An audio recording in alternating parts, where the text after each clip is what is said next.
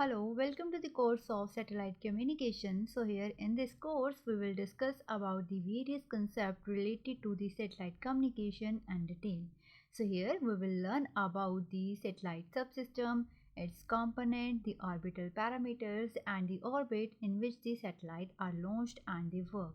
And here we also studied about the modulation and the multiple access techniques that are used for the satellite communication, and we will learn about the concept of launching the satellite.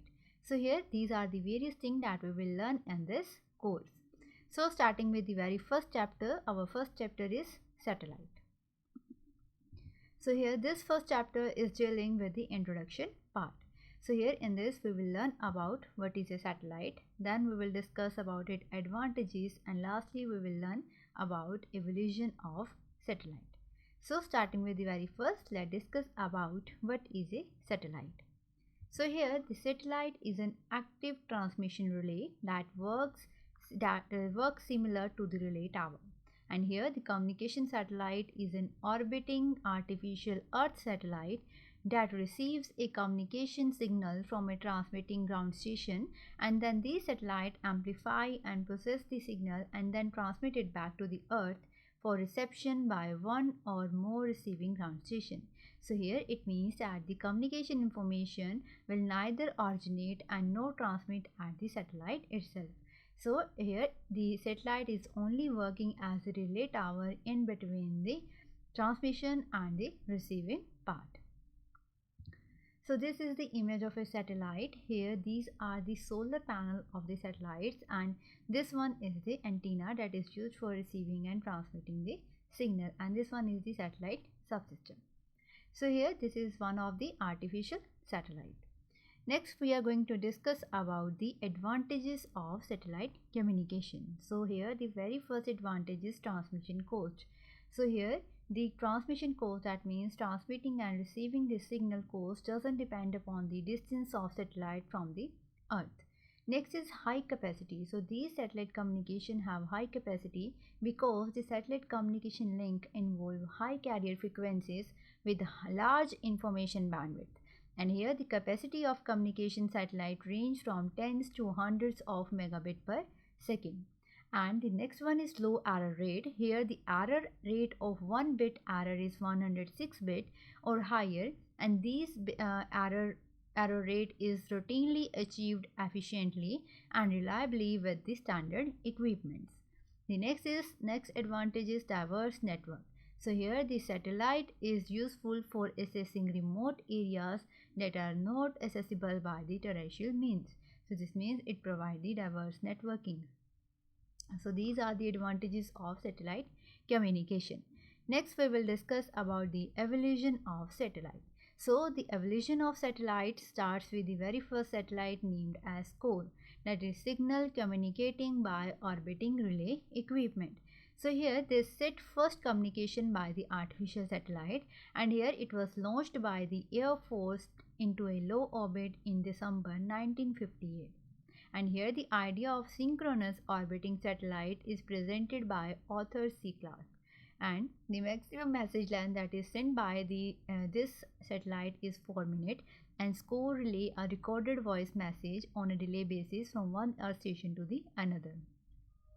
Here it was operated or launched at the height of 100 by 800 nautical miles, and this relay operated on a 150 MHz uplink and 108 MHz downlink. And it is powered by the battery, and it is operated for 12 days before its battery failed, and it was decay out of orbit after 22 days. The next satellite is ECO. So here it initiates communication using the passive techniques with ECO Satellite 1 and ECO Satellite 2. Here it was launched by NASA, that is National Aeronautics and Space Administration, in August 1960 and January 1964 respectively. And here the ECO satellites were large orbiting sphere of aluminized mylar of 100 feet in diameter, and they are visible from the earth with the unaided eyes, and they operate at the frequency from 162 MHz to 2390 MHz. So here the ECO 1 remain in orbit for nearly about 8 years and ECO 2 for over 5 years.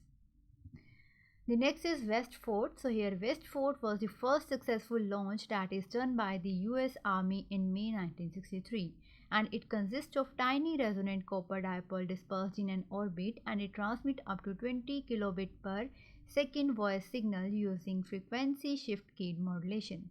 So here the ECO and West Forts were the last passive technologies used by the satellite. Next is Telstar. So here this Telstar satellite 1 and 2 was launched by NASA from AT&T Bell Telephone Laboratory in July 1962 and May 1963 respectively. So here they provide services like multi-channel telephone, telegraph, facsimile and television transmission to stations in the area of United States, Britain and France. So here were launched in the low orbit, and they were the first active wideband communication satellite, and the command subsystem of satellite was failed in November 1962, and Telstar 2 operated successfully for the 2 years after the failure of the Telstar 1. Next is ATS-1. So here the ATS-1 stands for Applications Technology Satellite 1, and it was launched in December 1966, and it was the first of NASA highly successful series of application technology satellite. It launched this ATS-1, ATS-2 and ATS-3. So here the ATS-1 contain a high resolution camera which provide the first photo of the full earth from the orbit, and it operated at C-band, that is 6.3 GHz uplink and 4.1 GHz downlink with 225 MHz repeaters.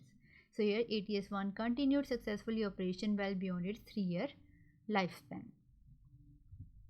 Next is Anik A. So here the Anik A satellite was launched in November 1972 by NASA from Telesat, Canada. So here this was the first domestic commercial communication satellite, and this satellite was built by Hughes Aircraft Company.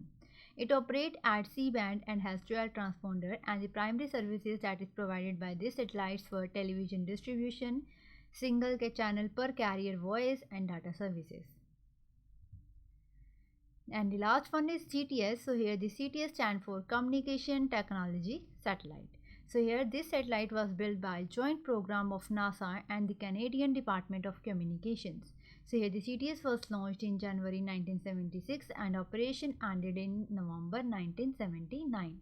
So these are the various satellites that are evolved by time. So this is about the satellite. Thank you.